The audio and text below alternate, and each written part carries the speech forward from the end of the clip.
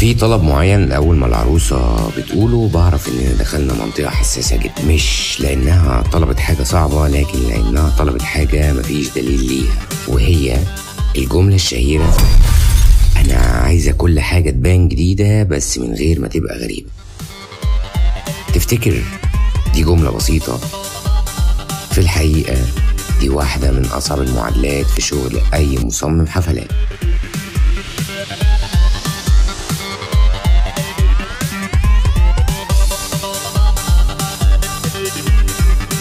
أهلا بيكم في بودكاست على مزاج العروسة، ومعاكم مختار منظم حفلات ومصمم لحظات. والنهاردة هنفتح ملف من الملفات اللي على قد ما هو يبان سهل على قد ما يحتاج دقة وذكاء وكتير من الإحساس. والجملة دي باختصار معناها إن العميلة عايزة تكون مختلفة، بس مش لدرجة إن الناس تستغربها. هي عايزة الناس تقول إيه ده، فكرة جديدة، لكن محدش يقول إيه ده، دي حفلة غريبة. هي عايزة تدهش من غير ما تصدم، تتميز من غير ما تبان خارجة عن المألوف. وده خط رفيع جدا بين الإبداع والغرابة، وبين التجديد والتهور. خليني أحكي لكم موقف. في مرة كنت شغال على حفلة العروسة مختلفة جدا في شخصيتها، فقالت لي بمنتهى الهدوء: أنا مش عايزة كوشة. فسكت شوية وقلت لها تمام، وبعدين قالت لي: أنا عايزة الناس ما يعرفوش العروسة هتخش منين، وعايزة الجلسة كلها تبقى داير ما يدور، كنب ناعم من غير طلة استعراضية، وأول ما أدخل أبقى وسطهم فجأة. فعلا الفكرة جديدة بس خطيرة. ليه؟ لأنك لو نفذتها غلط هتبان غريبة، لكن لو نفذتها صح هتبان عبقرية جدا. فسألت نفسي: هل الفكرة دي فعلا بتعبر عن العروسة؟ هل شخصيتها تمشي مع البساطة دي؟ هل الحضور هيستوعبها؟ وهل التصميم ممكن يتحملها من غير ما يضيع باقي الهوية؟ المهم قعدنا نخطط ونرسم ونجرب، فحولنا الكوشة للاونج دائري راقي، كنب بزاوية ناعمة وورد بسيط وإضاءة خفيفة كلها بتوجه العين من غير ما تزعق. والدخلة كانت من الجنب، مفيش ممر، مفيش موسيقى مزعجة. بس أول ما دخلت المكان كله سكت، وبعدين سقفوا عالي جدا والصوت كان جامد. ليه؟ علشان اللي اتنفس كان جديد لكن مش غريب، كان مختلف بس راكب، كان غير متوقع بس منسجم. وده هو السر الحقيقي في تنفيذ الطلب ده.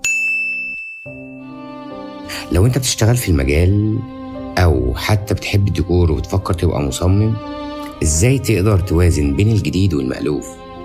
في 5 خطوات انا بشتغل بيهم دايما. اول حاجة ان انا احافظ على الهيكل واغير التفاصيل، يعني مش لازم اقلب الفرح كله، كفاية حاجة واحدة جديدة تبان وتسيب اثر. تاني حاجة بسأل: الفكرة دي فعلا بتخدم الفرح ولا بتلفت النظر وبس؟ فأي حاجة ملهاش سبب واضح هتبان انها نشاز. تالت حاجة بربط بين الفكرة وشخصية العروسة، فلو شخصية العروسة هادية بلاش نعمل لها صدمة بصرية، وخلي الجديد نابع منها مش مفروض عليها. رابع حاجة ان انا اجرب قبل ما انفذ، بمعنى ان انا ارسم واصمم واعرض نموذج بصري واخليها تشوف التجربة قبل ما تعيشها. خامس حاجة والأخيرة ان انا بسأل نفسي: الناس هتفهم دي؟ او لو الفكرة محتاجة شرح يبقى لسه ناقصها نضج، يعني بلاش منها.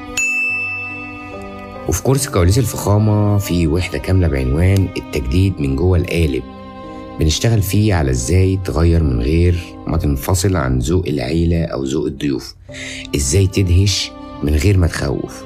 وده هو سر الشغل الاحترافي، مش انك تعمل حاجة اول مرة تتعمل، لكن انك تعملها وتتحب. وفي نهاية الحلقة خليني اقول لك من القلب: في فرق كبير بين حاجة محدش عملها وحاجة محدش نسيها. الجديد بيفرق لما يكون راكب، ولما الناس تمشي من الفرح وهي بتسأل نفسها: أنا ليه حاسس إن اللي أنا شفته ده كان مميز جدا؟ أنا مختار، ودي كانت الحلقة الثالثة من بودكاست على مزاج العروسة. استنوني في الحلقة الجاية وهنتكلم عن موقف بيخلي أي منظم حفلات يفرك راسه. العميل غير رأيه قبل الفرح في يومين، وهنشوف إزاي نحافظ على أعصابنا ونحافظ على التصميم في نفس الوقت. شاركوا الحلقة دي مع أي حد بيحب التفاصيل وبيفكر يغير بس مش عايز يبعد عن الذوق، لأن الفكرة الحلوة مش لازم تصرخ علشان تتفهم، كفاية تبقى راكبة.